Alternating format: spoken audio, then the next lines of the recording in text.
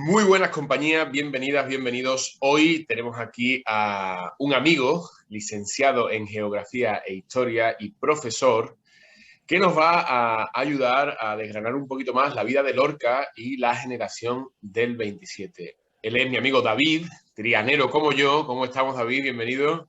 Bien hallado, pues mira, aquí muy bien y esperando hablar un poquito sobre la generación del 27.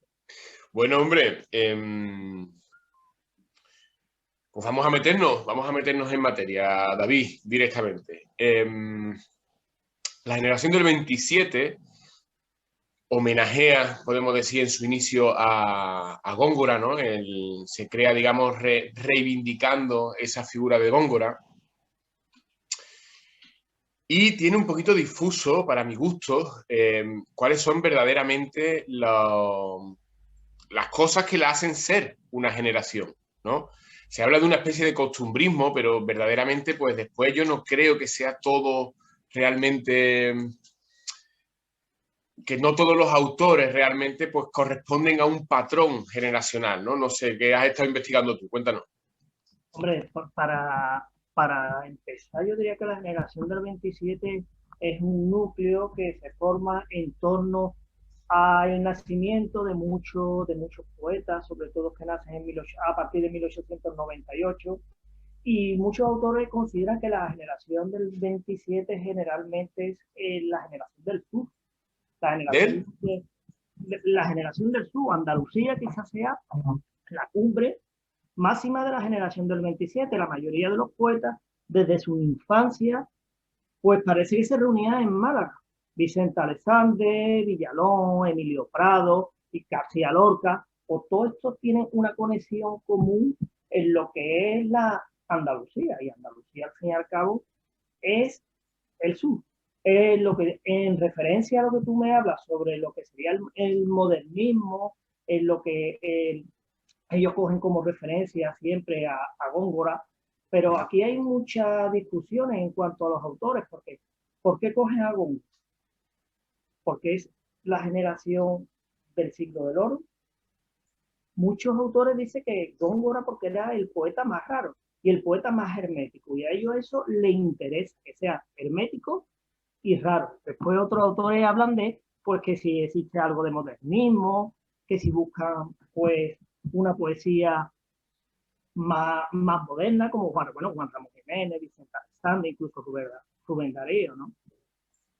Entonces, es la generación del 27 también está considerada como la generación de plata, porque en realidad concluyen muchísimos poetas. En una época marcada por la incertidumbre, una época convulsa, una época en la que hay muchos cambios de régimen, de gobierno, incluso de ideas, porque yo realmente lo que veo en la generación del 27 es el cambio de las antiguas estructuras a las modernas estructuras. No sé si me explico bien. Una España anclada en la antigüedad, una España anclada en el conservadurismo. Y ellos lo que intentan es modernizar a través de la cultura del país. Yo, yo tengo la sensación, a mí, de que probablemente, lo has dicho que es la generación de plata, yo tengo la sensación de que probablemente sea la última gran generación de escritores que ha habido en España, ¿no? A ver, sin lugar a dudas, con tanta fama, sí, Sin lugar a dudas. sin lugar a dudas. Porque la mayoría son autores, bueno, y sobre todo la poesía, ¿no? La poesía aquí es el siglo, es la época de esplendor de la poesía. ¿Vale? Estamos hablando de, yo qué sé, Rubén Darío, Vicente Alexander, Villalón, no sé, y sus predecesores, ¿no? Que no se consideran todavía del Damaso Alonso, pero por ahí estaba también Juan Ramón Jiménez, como maestro de muchos de ellos. Entonces, Y hablemos un poquito. Mira, a mí me parece, con respecto a lo que has dicho de Góngora, prácticamente desde el principio de la literatura en castellano aparecen dos grandes movimientos. Uno de ellos, pues como tú bien has reafirmado al principio, está muy ligado a la parte sur de España. Incluso te diré que no solo en la literatura, ¿no? Sino también en el resto de las disciplinas artísticas. Nada más que tiene que ver que tú, que eres un gran enamorado de la Semana Santa, cómo las figuras, ¿no? de la Semana Santa aquí en Andalucía tienden a ser apolíneas, mientras que tienen estas musculaturas, ¿no? poderosas, mientras que más hacia arriba, más hacia el norte de España, pues son más sobrios, ¿no? Pretenden recrear una muerte más fidedigna y crear en el espectador perdón, un sobrecogimiento. Al final, en estas dos formas también pasan en la literatura. Y es que en el sur de España podemos decir que la forma está por encima del fondo en muchas ocasiones, ¿no?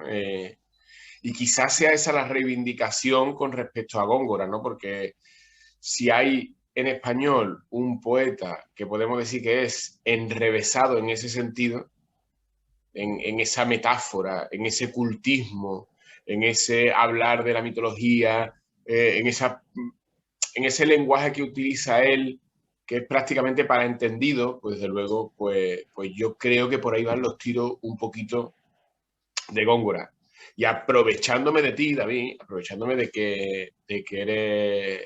que tú, lo tuyo es la historia, pues me gustaría que ahora que ya hemos presentado un poquito el tema, pues nos metiésemos un poquito en ese contexto histórico del primer tercio del siglo XX en España, que realmente en el mundo es especialmente convulso y yo estoy, o sea, y retomo lo que tú has dicho, ¿no? De época de cambios y de modernidad a nivel mundial probablemente, ¿no?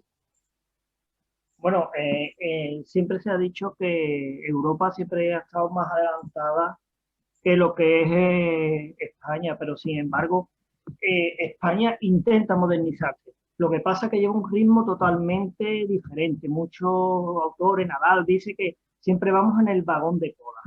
Pero a mí, en cuanto al contexto histórico, ya estudiando un poquito lo que es Federico García Lorca y toda la generación del 27, me di cuenta de que el contexto histórico es súper complicado, porque ellos nacen, la mayoría, en 1898, año que tiene tela, porque es un año donde pues se pierde la isla de Cuba.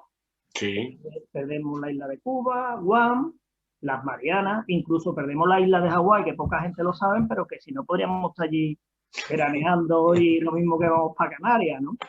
Entonces, ese comienzo es muy, muy desagradable en cuanto a la crisis que se produce y en cuanto al malestar que todos los españoles tienen por la pérdida de la sensación de las últimas colonias.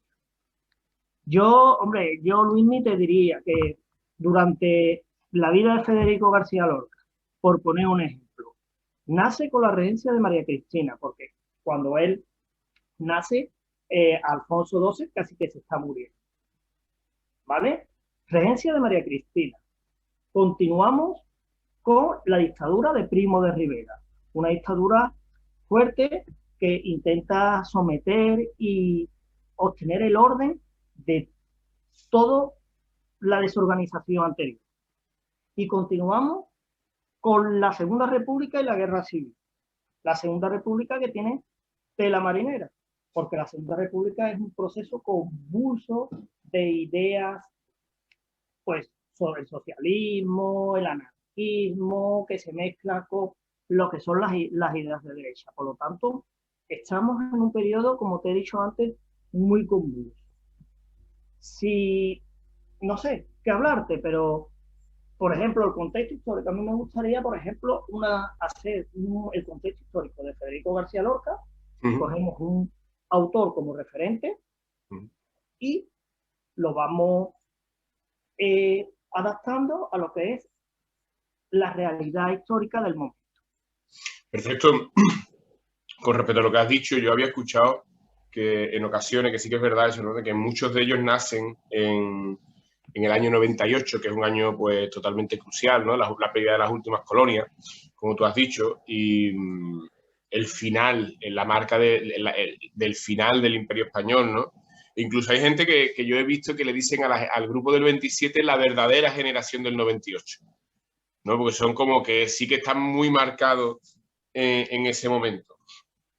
Tiene un punto romántico, ¿no? Toda esa época, ¿no? Con esto que tú has dicho de las ideas, de las ideologías, y entiendo que cada uno pues somos hijos de nuestra época, ¿no? Pero que desde luego pues claro, pues es normal que un contexto histórico-político como ese pues marcase al grupo del 27 y a Federico García Lorca, claro.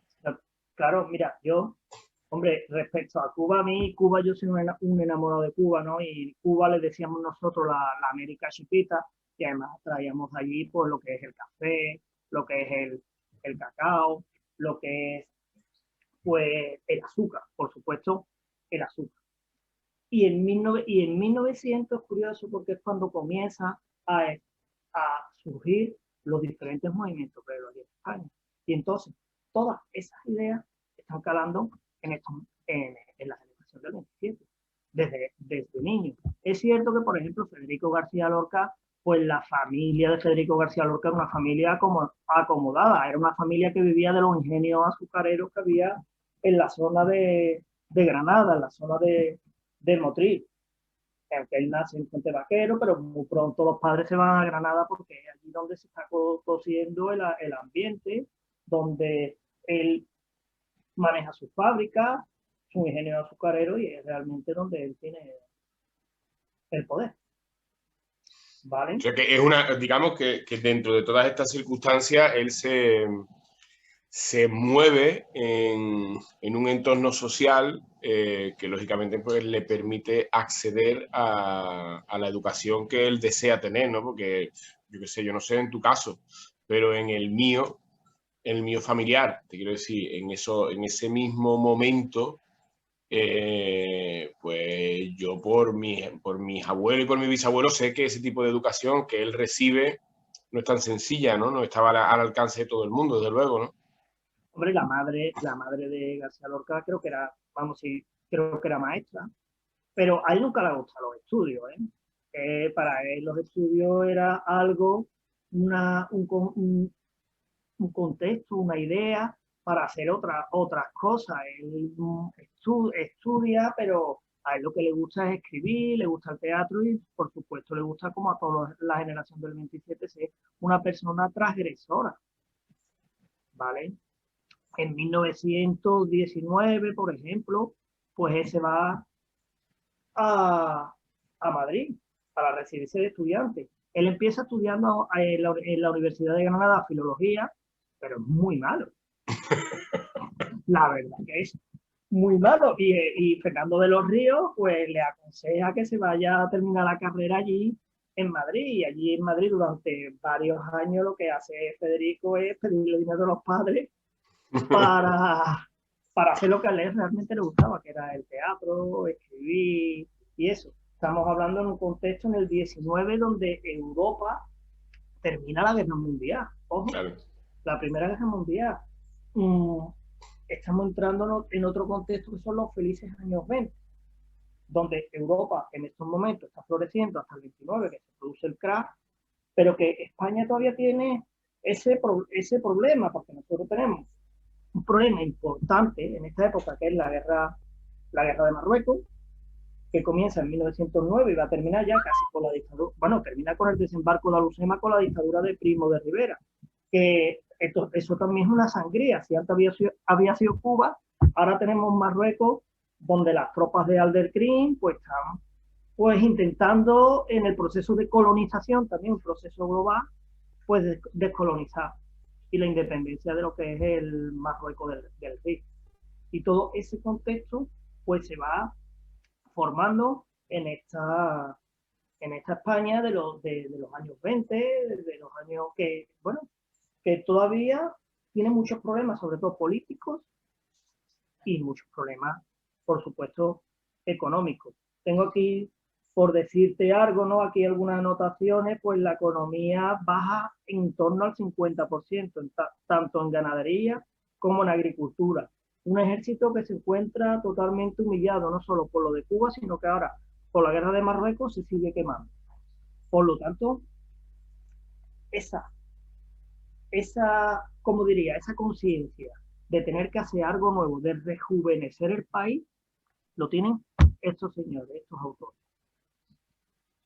En realidad, tío, la verdad que no era tan consciente, ¿no? Yo tenía un poquito la sensación que, bueno, porque sí, que obviamente pues ese primer tercio del siglo XX es muy convulso, pero verdaderamente, pues ahora que tú lo pones de una forma un poquito más ordenada, pues yo lo que veo es como que este señor se cría en ¿cuántos? 4 o 5 regímenes políticos distintos, vive 3, 4 guerras que si no involucran, porque la guerra de Cuba, ¿no? La guerra de Marruecos, como mínimo, golpes de Estado, Bueno, bueno, claro, una todo época. esto sí, claro, todo esto sí habla de, bueno, durante su infancia, que bueno, la infancia de él tampoco va a estar marcada por la política. Sin embargo, él ya a partir de que tiene una cierta edad, a partir de que del 19, diría yo, de un poquito antes que ya empieza a estudiar, cuando él tiene conciencia ya política y tiene conciencia de lo que está pasando en el país. Lo que está pasando en el país no es otra cosa que hay una enorme desolación, donde los gobiernos pues van tambaleándose de un lugar a otro. Y claro, y por supuesto, lo más importante es la toma de conciencia que van teniendo las clases populares. Las clases populares ahora mismo ya se comienzan a organizar. Y eso es lo más importante que tiene este periodo, que va a desencadenar la guerra civil. Claro. No hay otra, es esa lucha de esas clases populares que quieren tener algo de poder, porque antes no tenían nada de poder, frente a esa clase por antonomasia que ha tenido el poder.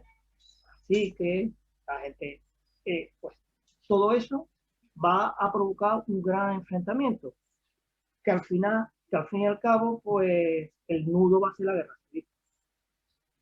¿Vale? Claro, entiendo que ellos tienen casi o sea, según me dices tú, ¿no? Ellos tienen como una intención reformista, ¿no? De modernización del país, ¿no? Que entiendo que ese es el camino que lleva a la Segunda República. Y después, pues bueno, dentro de la Segunda República ocurren una serie de hechos que terminarán desembocando en la guerra civil, ¿no? En la guerra civil. Una guerra que nunca se debía de haber producido para muchos autores, pero que sin embargo por la desidia de uno y la desidia de otro, pues termina enfrentándose por dos bandos y dos bandos hermanos. Aquí entramos también en un debate casi filosófico, ¿no? Con esto de una guerra que nunca debía haberse producido. Sí, ¿Existen las porque guerras necesarias ahí? no, ¿Cómo? porque muchos autores dicen que los mismos que se produjo porque los gobernantes eran unos ineptos, no hacían bien su trabajo, no hacían bien la política, con todo lo que es, no sé, ellos pensaban que las aguas siempre iban a volver a su cauce, que no iba a pasar nada. Y sin embargo, pues, pues pasó, Yo pasó. lo que recuerdo vagamente es que, bueno, porque uno de los desencadenantes fue la famosa ley de armas, ¿no? Vale, los desencadenantes de la guerra civil fueron muchos. En primer lugar, desencadenante principal fue, como te diría yo, el primer desencadenante fue perdón, que se me ha ido la olla, pues estaba pensando en otra cosa. Eh, el desencadenante de la guerra civil fue la guerra de los dos bandos, cuando, bueno, los asesinatos del teniente Castillo y Calvo Sotelo desencadena que se produzca, bueno, pues ya el intento de, de hacer golpe de Estado. Pero antes hay muchos más problemas. Y el problema viene de la propia república. Aquí estamos dando un salto, ¿no? Porque desde la guerra de Marruecos hasta la República, pues nos estamos comiendo pues unos cuantos de años. Vamos para atrás, vamos para atrás. Estamos entonces en la guerra de Marruecos Estamos, y estamos en las andanzas de Federico llegando a la residencia de estudiantes. efectivamente, eso es algo muy curioso y muy documentado porque la residencia de estudiantes lo podemos denominar o llamar el modernismo por antonomasia. Se crea una residencia de estudiantes con una nueva concesión, con la concesión de un colegio británico. Antiguamente los estudiantes estudiaban en las pensiones y tenían la fama esta de huelguistas, de salir arriba, Tú, ¿no? ¿vale? Efectivamente, unos turnos. Ahora la residencia de estudiantes se crea con otra. Se crea para ser un lugar de coloquio, un lugar de tertulia, un lugar donde la cultura florezca. La residencia pues comienza con, con 13 habitaciones. Comienza con 13 habitaciones, intenta que en esas habitaciones hayan estudiantes tanto de lengua como de ciencia, con la finalidad de que ellos mismos compartan lo que son las ideas. Y después, bueno, pues y después como esta residencia tiene mucho éxito, pues se traslada, me parece que al final del Paseo de la Castellana, donde Juan Ramón Jiménez le pone los famosos chopos y eso, y a partir de ahí esa residencia se convierte en un verdadero hervidero humano y cultural. En la residencia de estudiantes, no sé, ahora mismo, a bote pronto, dieron conferencia a Einstein, Marie Curie, Howard Carter. Howard Carter llegó allí lo que es una exposición sobre Tutankamón. Y bueno, por supuesto Ortega Gasset, Unamuno. Y bueno, podemos decir que esa residencia constituía un hervidero humano. Yo lo definiría como hervidero humano. Yo, por lo que me dice, me da la sensación, y hablando de esta época tan políticamente implicada, que tiene un puntito de Ateneo, ¿no? Bueno, el Ateneo comienza aquí en 1900, cuando florecen el florecimiento de los juegos florales. Aquí aparece también lo que es el concepto del Ateneo de Andalucía, el proceso de autonomía, que también el Ateneo, en esa época, en 1900, está lo regionalismo. El Ateneo, David, el Ateneo, según tengo yo entendido, es un concepto muy ligado al socialismo. Bueno, yo no lo creo así, porque los fundadores del Ateneo no son ni tan socialistas, son gente más bien conservadora. No sé, el que en 1900, por ponerte un ejemplo, el que ponía realmente el dinero en el Ateneo de Sevilla, si mal no recuerdo, era el torero este famoso, bueno, Ignacio Sánchez Mejía.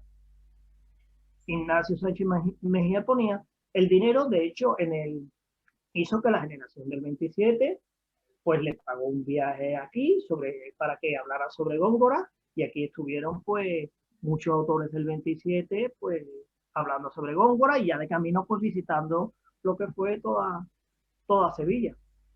Bueno, y hablando un poquito para no pegar saltos en el tiempo, que también me parece genial que demos saltos en el tiempo cuando se tercie, volvemos un poquito a esa residencia de estudiantes de la que hay tanta leyenda, en la que, bueno, pues yo la verdad, no sé si por idealizarlo, ¿no? Yo me lo imagino como, claro, un lugar donde de pronto hay una serie de jóvenes que terminan siendo superestrellas del mundo del arte, ¿no? Estamos hablando de un lugar donde yo no sé en ese momento de las 13 habitaciones que tú has dicho, pero más adelante pues estamos hablando de un lugar por el que pasan premios Nobel, artistas que 30 o 50 años más adelante serán absolutas primeras figuras. Podemos discutir sobre la calidad artística y la personalidad del bueno de Salvador Dalí y el surrealismo, pero desde luego de su éxito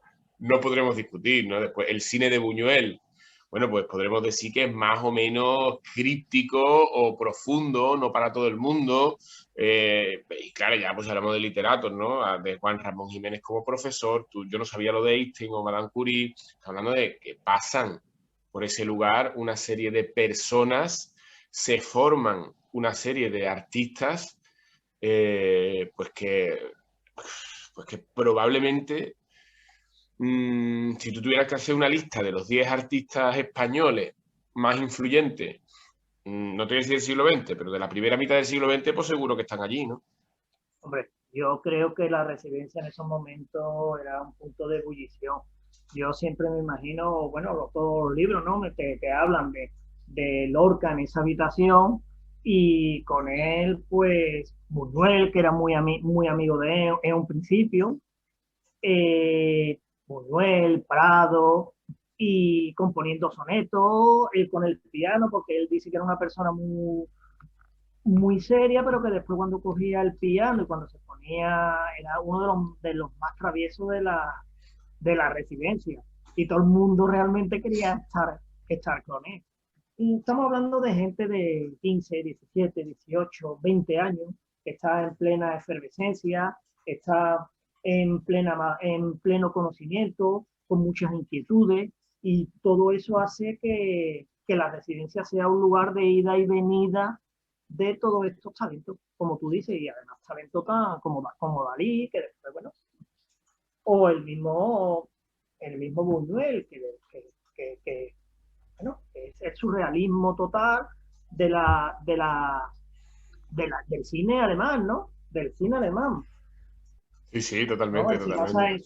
su cine siempre se basa en Freeland, ¿no? En Metrópolis, en todas estas películas, y después él lo coge y la hace suya. ¿Qué película Y no se basa en Buñuel, Metrópolis? Es una buena pregunta. ¿Qué película no se basa en Metrópolis, querido David? claro, también es cierto, ¿no? Decía Pero un crítico de cine, Pumares, que se hizo célebre en Crónicas Marcianas. y en Antena 3, ¿no? Que tenía un El programa de... Pumares decía que salvo El acorazado Potemnik, que es una de las primeras películas que hay por ahí del cine, todas las demás películas eran películas de amor. La única película que no era de amor era esa, ¿no? Estamos ahí en los orígenes del cine, en un momento muy de creación, ¿no? Muy de nacimiento de nuevos lenguajes, yo creo que esa ebullición, ¿no? Llevando la ebullición como llevándonoslo a la cocina, se estaban cocinando nuevos platos, ¿no? Se estaban creando pues nuevas formas expresivas, nuevas formas expresivas. Mira, hay un documental que está muy interesante, que es de hace 30 años de Canal Sur, en el que hablan algunos de los que entonces habían sido compañeros de Federico en la residencia de estudiantes. Dejaremos el enlace en la descripción del vídeo por si alguien lo quiere ver. Y uno de los entrevistados habla de esto que estabas diciendo tú, de que parece que Federico era una persona de una apariencia triste en general, pero que según sus propias palabras él se obligaba a ser alegre, que decía que había que obligarse a ser alegre. Y este señor dice que cuando él se ponía al piano y que él tenía una personalidad tan absolutamente magnética que decía que Jorge Guillén decía que cuando estabas al lado de Federico no hacía ni frío ni calor, hacía Federico. claro, es que Porque él, tenía que ser una persona muy envolvente, tenía que ser una persona muy envolvente dentro, y después siempre era una residencia donde sus primeras obras de teatro pues se la leía allí a todo el mundo y cada uno daba su opinión, y ¿no? Era un lugar cultural. Eso es muy importante, porque los lugares culturales siempre hacen que las ideas salgan, siempre hacen que las ideas florezcan, siempre hacen que las ideas evolucionen. No se puede uno anclar en una sola idea, sino que la diversidad de opiniones, pues está lo que es el propio de la, ¿vale? en este momento de La residencia es cierto que dura muchos años, ¿eh? Porque comienza con 3 habitaciones, pero cuando se desplaza, pues yo no sé las habitaciones que tendría, pero que tenía laboratorio, tenía varias, vamos, no 13, que yo creo que eran 200 y pico, te estoy hablando de memoria, habitaciones, y después un lugar donde, bueno, había gimnasio, que era un colegio muy moderno para esa época, siempre de lo que es la enseñanza, la, lo que son las ideas libres de enseñanza, ¿no? Esto que se infunda siempre para, bueno, que en la República serán las misiones pedagógicas y todo esto, siempre como la cultura, como la antesala de la evolución y del modernismo y de abrir las puertas de una España que culturalmente tampoco estaba para tirar muchos cohetes. Con la mayoría de la población estamos hablando que había un alto grado de analfabetismo Claro. y, claro, Pues te estamos decía yo, ¿no? Que realmente pues la condición económica de su familia pues tuvo que ser muy clave en esa educación, ¿no? Porque yo, mis bisabuelos, mis abuelos no tenían alcance, ¿no? O sea, yo en el caso de mi familia pues son personas que quizás pues estuvieron trabajando desde los 6 años, desde los 8 años. Pues verdaderamente creo que en aquella época en España, personas que se pudieran permitir irse a Madrid a estudiar, hombre, eran pocas, poca. eran pocas. Y eso, y lo que estamos hablando es que el padre sí tenía dinero. El padre tenía dinero y tuvo dinero hasta después de la muerte de Federico, porque de hecho él se conocía muchísimo, estaba muy bien relacionado. Bueno, Bueno, y en esta más época, adelante, cerrando un poquito el tema de la residencia de estudiantes, yo sé que él entra con una ansia terrible por estar allí. ¿Y cómo termina esta época, David? ¿Cómo sale él? ¿Qué es lo siguiente que hace? ¿Has hablado ya de Amador de los Ríos? ¿cómo sale? Pues mira, yo ahí tengo mis dudas, porque él sale un poco resabiado, lo diría yo. Él sale un poco mosqueado, porque si en un principio estábamos hablando antes de Buñuel, que era un magnífico amigo, pues, o Salvador Dalí, pues después son los mismos que comienzan a criticarlo por muchos aspectos, Bueno, por y muchos homofobia, aspectos. ¿no? Como, bueno, mucho, bueno, lo de Buñuel sí lo tengo claro que puede ser de homofobia, ¿no? Lo de Buñuel sí, porque Buñuel cuenta la anécdota que se fue cuando se rumoreaba en la clase, en la residencia, que, bueno, que era homosexual, pues se fue directamente a Federico y se lo dijo, dice, oye, tú eres así, tú eres maricón, ¿no? Y claro, eso le sentaba a él, a Federico, bastante mal, ¿vale? Y eso en cuanto a los, pero también respecto a que, bueno, cuando él publica algo más tarde, el poema del Cantejondo, pues Buñuel y Dalí dicen que eso no vale para nada, que es una obra que no vale para nada. Y todo eso va creando una cierta inseguridad, todo eso va creando un cierto malestar con Federico García Lorca. Allí, por ejemplo, hablando de su homosexualidad, pues allí parece que tiene uno de sus primeros amores, que es con Emilio Prado. Creo recordar, no sé, creo que sí, que es Emilio Prado. Y hay por Bueno, ahí y tenemos. una serie de sonetos y poesías que dice que el arma se desgarra y todo. Bueno, y tenemos también ahí un poquito, dicen que el maleficio de la mariposa mmm, tiene algo de su enamoramiento con Dalí. Que el tema este está un poco ahí oculto, pero está ahí en constante permanencia, porque es una lucha que él lo va a tener a lo largo de toda su vida. Date cuenta que en ese momento el, el ser homosexual no estaba nada bien No, no, es que si en hoy en cuanto a la día, concepción que se tenía durante ese periodo. claro, sí que si hoy en día ya verdaderamente las personas siguen encontrando dificultades en la vida, ¿no? Y prejuicios y bueno, pues tú que eres profesor de instituto, ¿no? Pues mira, yo recuerdo que cuando yo entré en el instituto y en el colegio, eh, no se veían parejas homosexuales, ni de chicos ni de chicas en los pasillos. Sin embargo, pues en mis últimos años de instituto, por no decir el último, ya sí que de pronto las generaciones más jóvenes, sí que de pronto te encontrabas a dos chicas de la mano paseando por el pasillo, ya como que iba con otra naturalidad, ¿no? Pero yo en mi época de estudiante, pues sí que el mariquita de la clase estaba estigmatizado, ¿no?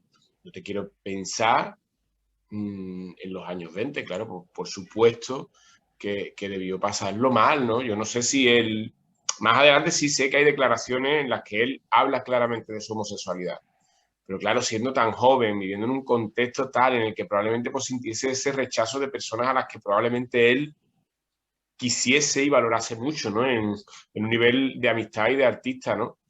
Entonces, pues, joder, debió ser muy difícil, ¿no?